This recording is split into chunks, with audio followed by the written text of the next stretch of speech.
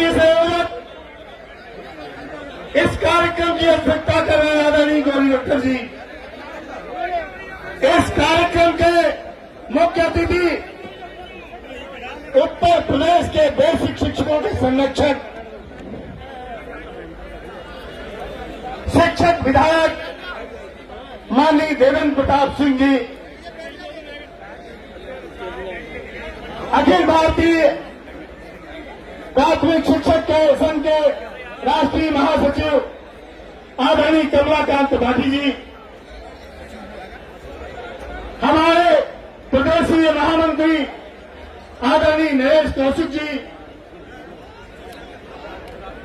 मंच पर विराजमान सभी सम्मानित राज्य तथा राष्ट्रीय स्तर के पदाधिकारीगण, मंच के सम्मुख बैठे हुए और हजारों की संख्या में एकत्र इस देश के सभी सम्मानित शिक्षक साथियों, शिक्षिका बहनों, पत्रकार बंधुओं और सुरक्षा में लगे हुए सभी सम्मानित सुरक्षा और साथियों, आज आप सब लोग जान रहे हो, समझ रहे हो कि 1 सितंबर का जो काला आदेश आया है उससे इस देश भर के 28 लाख बेसिक शिक्षक कर्मचारी शिक्षकों का नौकरी पर खतरा आ गया है। हम सभी लोग इस लड़ाई को उसी समय से लड़ रहे हैं। मैं धन्यवाद देना चाहूंगा आदरणीय गौरवरकर जी को, आदरणीय कमलाकांत त्रिपाठी जी को, जिन्होंने हम लोगों ने बैठ करके एक राष्ट्रीय मोर्चा का गठन किया जो परिणत आप सबकी दिखाई दे रही है। साथियों, आज तक जो भी कुछ मिला है संघर्षों से हम लोगों ने प्राप्त किया है, उसके अतिरिक्त किसी भी सरकार ने कभी भी तोहफे में देने का काम हमको नहीं किया है। जो भी पाया है वो संघर्षों के माध्यम से पाने का काम किया है। साथियों, अभय होकर बहे गंगा, हमें विश्वास देना है, हिमालय को शहादत से धुला आकाश देना है, हमारी शांति प्रियता को न समझे कोई कायरता, हमें फिर खून से निकल नया इतिहास देना है। साथियों, ये लड़ाई न्यायालय में लड़ी जा रही है, वो अभी हमारे वरिष्ठ अधिवक्ता विक्रम हेगड़े जी ने आप सबको बताई। मैं धन्यवाद देना चाहूंगा देवेंद्र प्रताप सिंह जी को।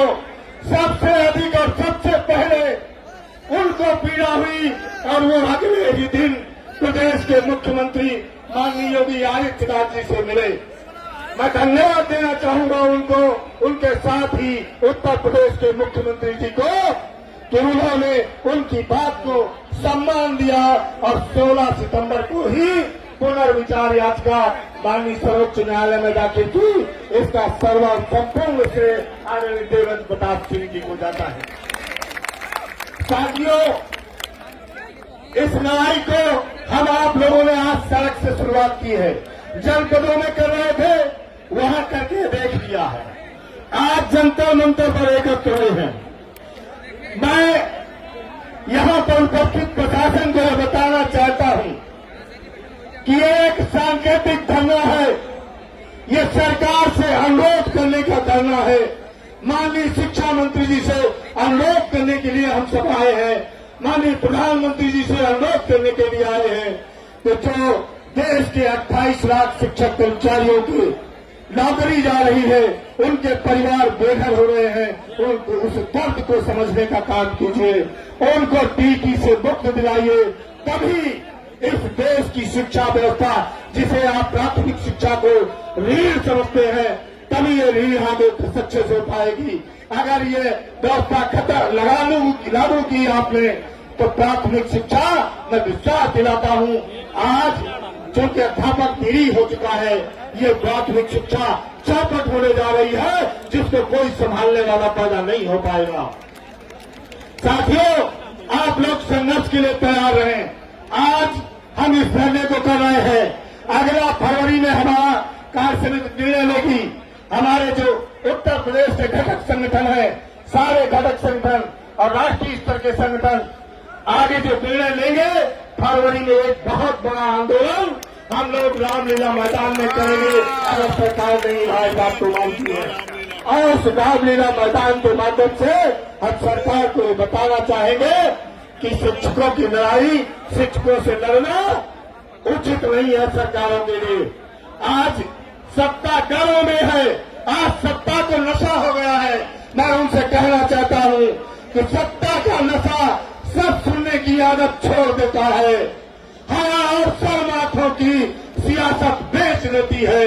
निकम्मे पल की बेशर्मी अगर आंखों पे आ जाए तो औलाद पुरखों की विरासत बेच देती है।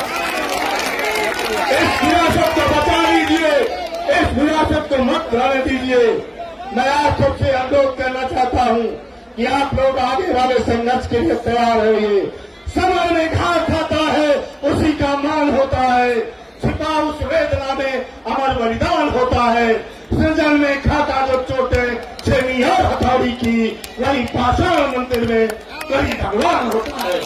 मित्रों, इन्हीं शब्दों के साथ मैं आप सबका आह्वान करते हुए अपनी बारी को विराम देना चाहूंगा और आगे की संघर्ष के लिए मैं आपसे कहना चाहूंगा कि मिमियाना बंद करो, भाषा बोलो फौलादों की, अब फाल खींच लो आस्तीन में छुपी हुई औलादों की।